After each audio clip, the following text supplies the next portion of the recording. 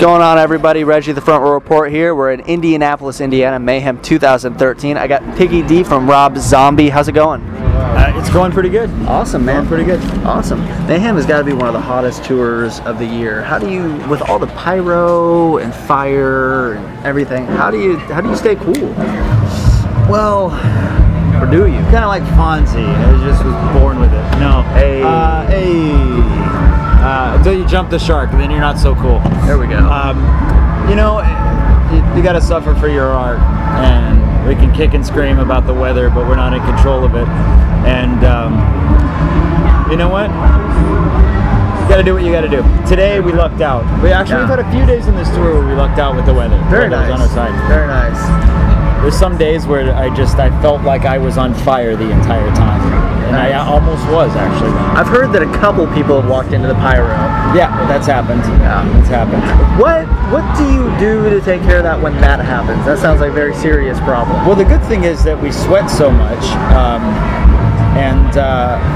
you know, the things that would normally be flammable because they're wet aren't flammable. Okay. So that's where the heat actually helps out and actually saves you from going to the emergency room. Very nice. Yeah. You guys are out promoting Venomous Rat Regeneration Vendor, which has got to be the best album title I've ever heard. It is pretty much the best album title ever. Yeah. Ever thought of. Yeah. Do you get sick of people asking you where the album title came from? Absolutely. And if you ask me that question, I'll kill you. I'm not going. No. That's fine. No, you know what? He wove some kind of story into the record, and I don't know what it is. It's hard to tell with Rob, isn't it? Yeah, there's a concept in there, and I was just telling this guy, you know, I don't have enough time to take the acid to try to figure it out. So if anybody out there, I'm not saying you should take acid. I'm just saying if you have some and you have nothing to do, then please go right ahead. What was the main focal point sonically when you went in to write and record this album? Because it has a different sound than Hellbilly 2 did. To write different types of songs and to make each song its own moment and to really shake up the structures of the songs so they're not a stock structure. Okay. There was a lot of attention paid to the arranging of the songs and then the arrangement of the record as a whole. The record's very, I personally feel like the record's very backloaded. A lot of the really fun different songs are at the end of the record, and that was intentional. Not that anyone's ever going to listen to a whole record these days. It's 2013, but true.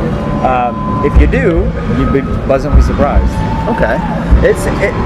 The album art and the album musically has, to me, a bit of a psychedelic feel to it. Absolutely. Especially the cover. Was that something that was really planned, or did that sort of happen when you guys were recording and you got done, you're like, oh, hey, look at that? He just wanted a cover that represented the eclectic vibe of the record, and I think he nailed it. You know, it's not a black and white photo, and it's not some crazy CGI Photoshop thing. It's just a very eclectic rock. I think it's a party record in a lot of ways. You know, absolutely.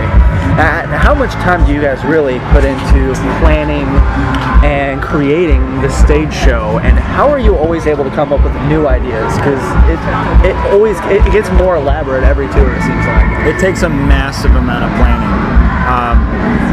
Just musically, we're rehearsing. The three of us are rehearsing for 2 months before Rob even shows up.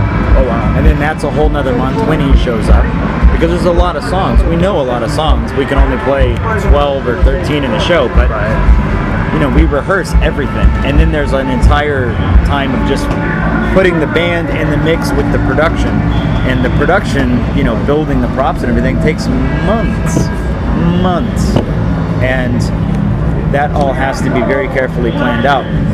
Because there's a thread of the show that is so unchoreographed and so chaotic and so unpredictable that everything else around us has to be planned. Because we don't know what we're going to do, but we have to know where we can't step.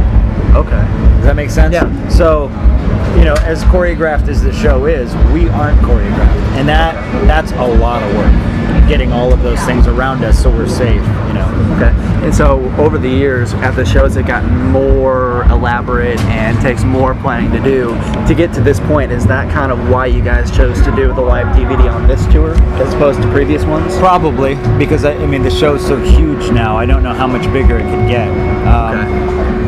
And we want to take advantage of the fact that we have the stage and the crew and the just the bodies to make all the moving parts move. You don't always have that, right? And it seems like a great time to do a DVD. Awesome, Piggy. Thank you very much. I know you got to run. Thank you so much. Thanks for having me, man. Piggy D, Mayhem Festival. Catch a show, man. You got to catch it.